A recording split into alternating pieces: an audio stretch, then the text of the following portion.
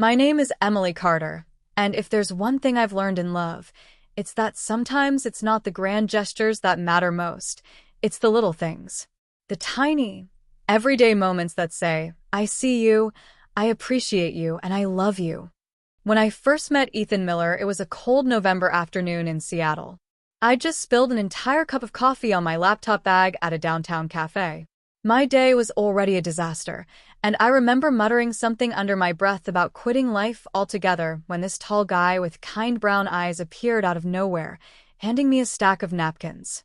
"Looks like Monday hit you pretty hard," he said with a crooked smile. That one sentence changed everything. We started talking that day, and for some reason it felt easy. Ethan wasn't trying too hard to impress me. He was just genuine. He asked what I did for a living, and when I told him I worked as a junior designer at a small studio, he got excited like it was the coolest thing in the world. We exchanged numbers, and from that day on, coffee shops became our thing. At first, I thought he liked me because I was different from the women he usually dated. But over time, I realized it wasn't about being different, it was about being real.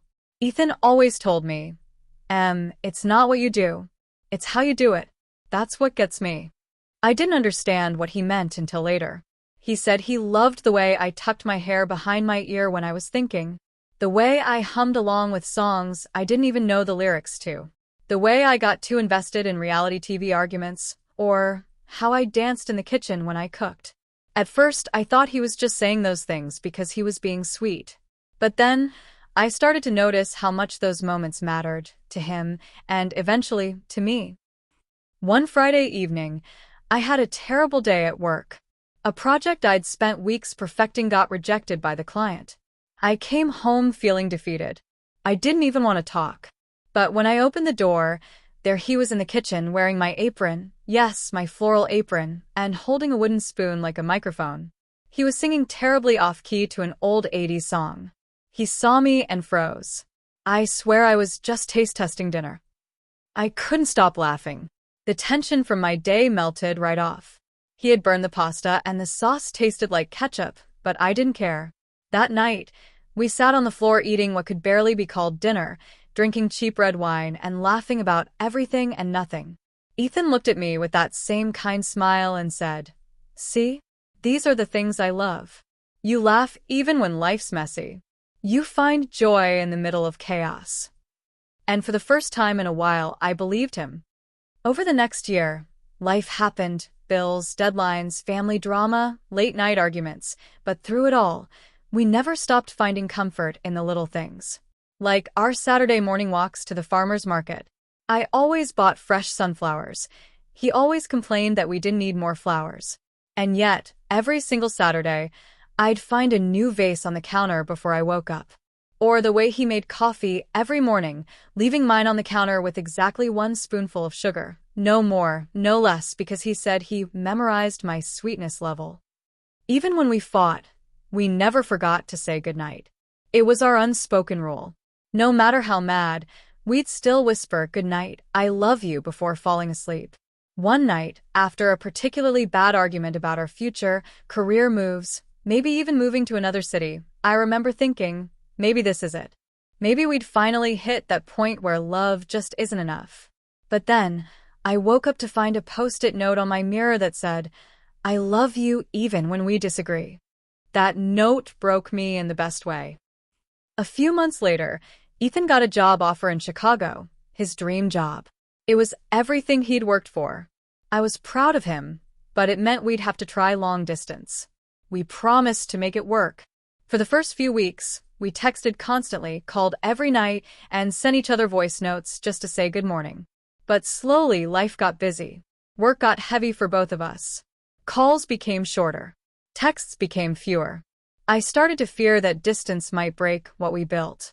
Then one night, I got home late, exhausted, and found a package on my doorstep. It was from Ethan. Inside was a little journal filled with pages where he'd written, "Things I love seeing you do." Every page had something small written in his messy handwriting. The way you smile when you think no one's looking. How you talk to stray cats even though you say you're not a cat person. The way you pause movies to explain emotional scenes. How You Never Give Up on People. I cried reading it. I called him right away, voice shaking, and said, "Ethan, you kept track of all these?" He laughed softly. "Of course I did. I didn't fall in love with moments. I fell in love with you in those moments." That night, we talked for hours, not about the future, not about work, just about us. About who we were and what we meant to each other.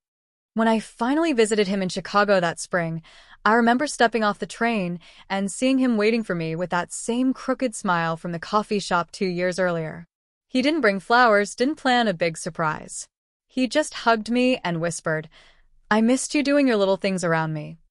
That night, we sat on the balcony of his tiny apartment, eating takeout and watching city lights flicker in the distance.